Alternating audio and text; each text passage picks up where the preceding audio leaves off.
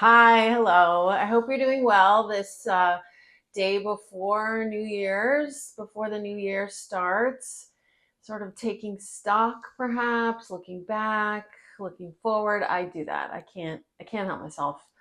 So in this video, I'm going to share with you my 4 favorite patterns that I made this year, how they're working out for me, how the clothing is working out, why I really enjoy them, which of course is what we want, right? When we sew something to actually have it have longevity and purpose and continue to be worn in a wardrobe. So, and I'm going to share with you a few other of my favorites this year, books, a couple other things. My name is Linda. Hello. If this is your first time on my channel, I'm an actor and writer living in New York City and also a lover of fashion and beautiful clothes and sewing. And I started my sewing journey a few years ago. I learned when I was a kid and I started back, and I'm on a quest to sew a wardrobe. I know this sounds crazy, but where I open my closet and I actually want to wear everything that I see. I'm serious. If I could get to that point, my gosh. And it's not like I have a huge wardrobe stuff full of stuff that I don't wear, but it's that in between thing that I'm trying to move beyond and find the things that I love and make the things that I love. All right, so I will start with my first favorite piece of clothing that I made, and it is this blouse that I'm wearing, the Boho Blouse. I really love this, and probably one of the biggest reasons I really love it is the fabric, right? That's often why we love what we made. I found this in Mood Fabrics just walking around, and it just drew my eye. I mean, it's just a navy, but it's got this black thread running through it, and it just feels very rich. And the color, these different colors sort of come through when you look at it depending on the light, and it just gives it a nice depth, which I really love. So what I did is I made the body of the blouse, but then I created a sleeve using a pattern from another dress. I can't remember the name of it, but I'll put links to everything I'm talking about below. And I have sew-alongs for these 4 patterns that I'm going to be sharing with you. But I created this sleeve. I added box pleats. There were box pleats. I added more, and I added more to the top. I do love the statement sleeve. I am a sucker for a big sleeve, and I think I want to push it even further, figure out how many big sleeves I can make and how big I can get. I like sort of a tailored torso and then a big sleeve. The one thing that did happen, nothing to do with the pattern when I was making this shirt, which I didn't even share in the sew along because I was so losing my mind. I just didn't want to get into it or try to videotape myself. I did not feel sane at all. I was at the very end and I was putting the buttonholes in this side, the right side of the blouse, and I got part of the bodice, the front bodice, tucked under when I was sewing the buttonhole. So I take it out of the machine. I'm like, oh, the buttonhole looks good. And then I realized just a little bit of the bodice fabric. So I don't know. I was rushing. I didn't flatten it out. My God, I learned a lesson. So I panicked, right? There's no test. No one is going to judge me here, but I just panicked as I do. The perfectionist part of me can really be difficult to manage.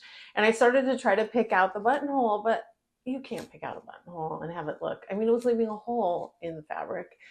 So then I panicked, do I have enough? And I did. So I completely had to take apart from the collar, the sleeve, the side seam, this whole right panel, recut it, resew it.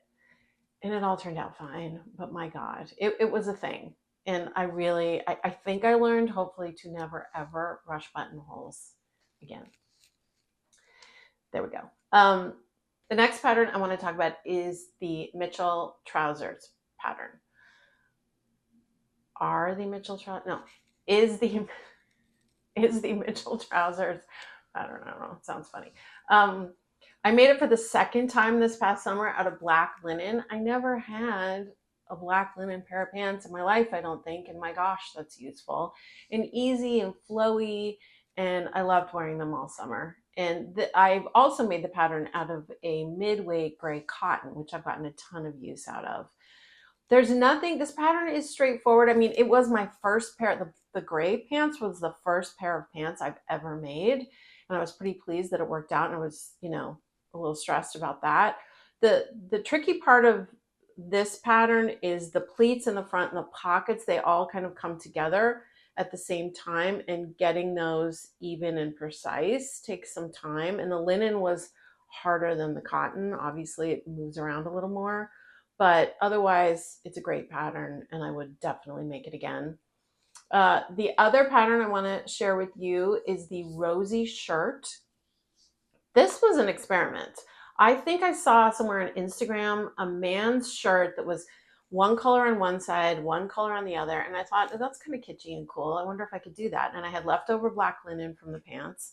And then I had a lavender linen left over also. So I just tried it. I cut it out, thought, okay, hopefully I have enough. I figured out what I can make the collar out of, what I can make the back out of. And I love this shirt.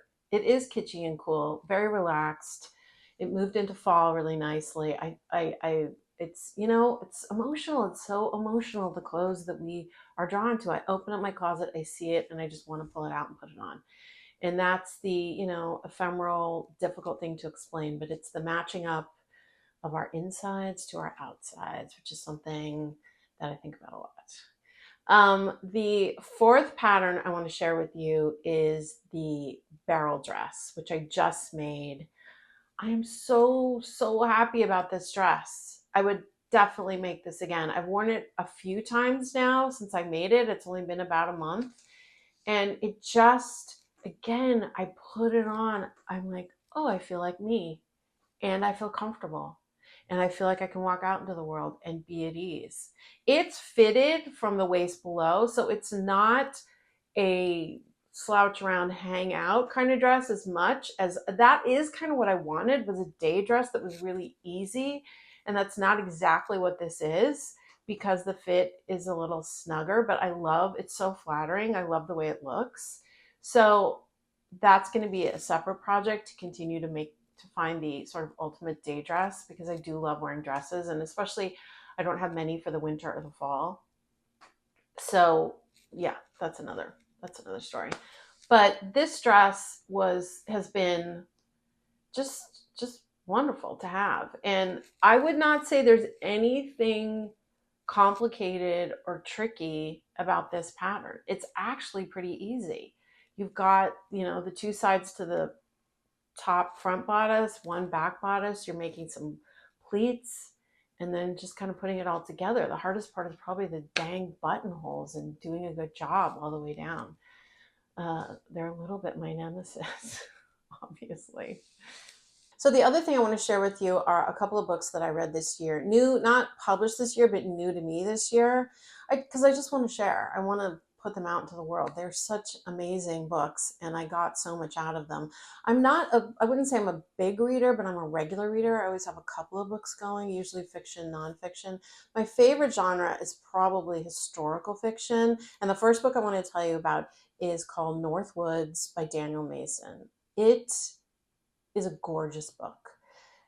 And it does the thing that, to me, great fiction does. The language is straightforward, direct, uncomplicated, but at the same time, so specific and poignant and beautiful. And it just gets to the heart of the human experience. It is about one piece of land over many, many, many generations in New England, and everything that happens on this piece of land, which might sound slightly dry, but it's not at all.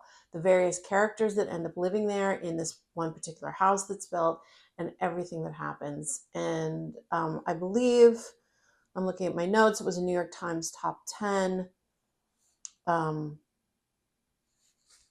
Amazing book. The other book that I want to tell you about is called La Divine, written by Marie and Daya. It is an absolutely stunning novel. I can't remember how I learned about it. I read the New York Times and I see things on Instagram, and I'm not sure where I got it. I got it from the library. I get a lot of my books from the library. I have a bookshelf crammed, so I like just getting things from the library. And then if I absolutely feel like I need to buy a copy, I will. But this is a book about 3 generations of women and their sort of internal crisis with their own identity and who they are. The writer, is a French African woman, and it's it's so powerful and it's so stunning.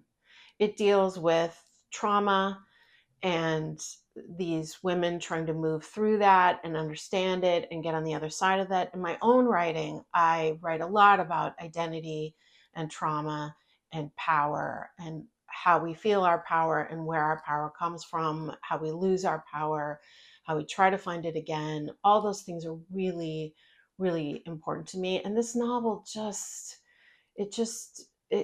sunk in on a such an extraordinary level. Um, I can't really recommend it I can't recommend it any more than that. Um, it just moved me. It just captured me. The other book that I want to share with you on a slightly lighter note is called Women Holding Things by Maria Kalman. And I do have a copy of that here. I've been giving it as a gift to my friends. It's not, I guess it is fiction, nonfiction, sort of all of the above. It's got some poetry in it. And it's got these beautiful drawings that she did that are just so charming and so evocative. And it goes from sort of a very simple moment, a drawing and a statement, woman holding court. I love this. To more, complex, wonderful ideas. Hortense Cezanne holding her own. Makes me smile. Another one, woman holding, consoling, and comforting her daughter. So beautiful. And one of the last example I wanted to show you, which just made me smile. Virginia Woolf, barely holding it together. It's an incredible book. Incredible. Highly, highly recommend. I got this from the library originally, so you can get it from there also. I want to tell you about some of my favorite movies and TV shows that I have watched this year. These are not new this year, they're new to me this year. One of them that I was surprised by was Daddo with Sean Penn and Dakota Johnson. And when I first saw the trailer about it, I was like, ugh, older man, younger woman, don't want to deal with it.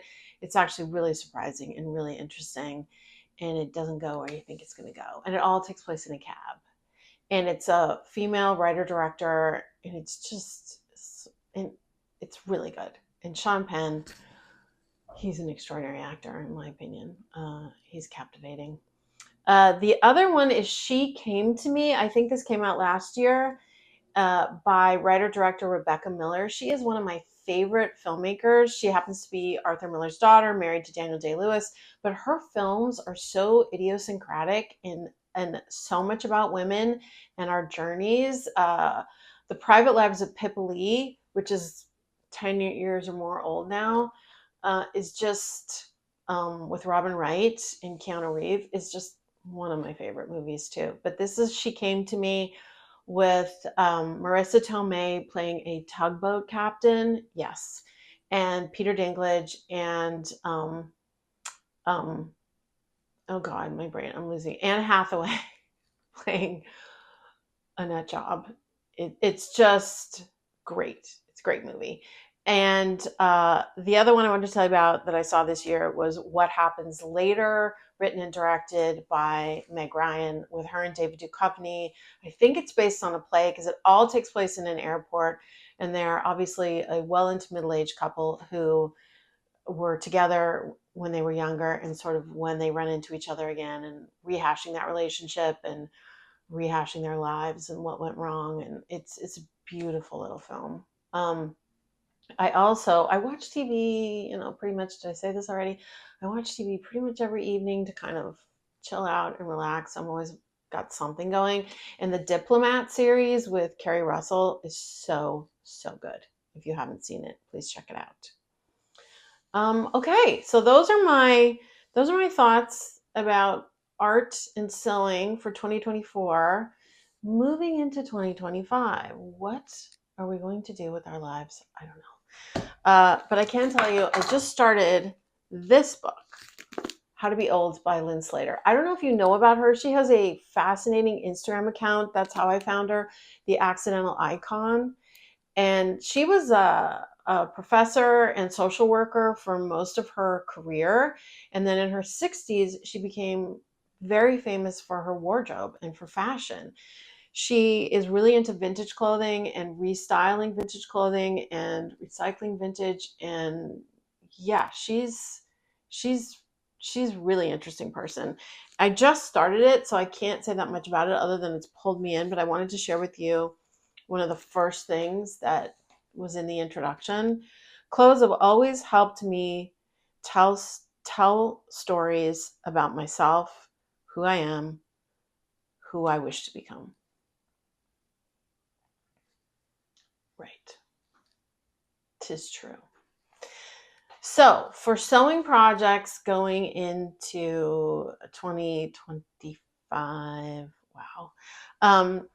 On my last video I posted last week, I made a apron for my daughter out of this fabric, this beautiful linen, the blue, and I loved it so much. I had to buy some for myself, so I did. And I got the red. It's kind of a mid to heavyweight linen. It's pretty expensive, so I only got 2 yards. But I'm gonna make some kind of a top, and I've started figuring it out in my head. I haven't written anything down yet. I think I'm gonna make my own pattern, which I've been moving towards for a long time. I need to take the leap and do it.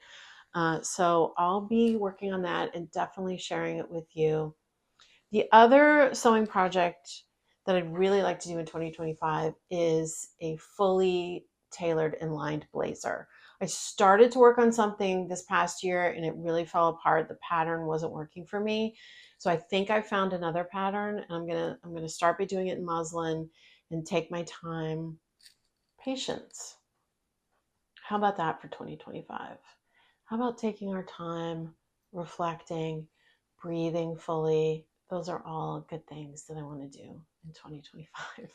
On a professional note, looking into 2025, I also want to share that I wrote, directed, and acted in a short film that I shot last spring, and it's been in post-production for the past 7, 8 months, and it's almost done. And I'm so excited about it. It's really coming together. This is the first time I have written and directed my own film, and I can't wait to share it with you all. I will definitely be putting more up here on the channel about it as it's moving along. I plan to send it out on the festival circuit. That's really what you can do with a short film to get it seen by more people. But I'll also have some clips and a trailer, etc., that I'll be putting up on the channel. So look forward to that getting completed and getting out to the world. Yeah. All right. Well, if you feel like it, share with me what you're thinking about in terms of patterns that really went well for you this past year. I think if you can share it in the comments, it would really help all of us to hear about good patterns that you liked, that worked for you, why they worked for you, things you're thinking about making, anything else that you feel like sharing about your year. I think this community, this sewing community on YouTube is a good place for us to be able to connect and share what we feel like sharing. And thank you so much for watching my videos, for subscribing, for liking. It's really helpful and it really means a lot. And I hope to hear from you, and I'll be back soon with another video. And happy New Year to you. Thanks.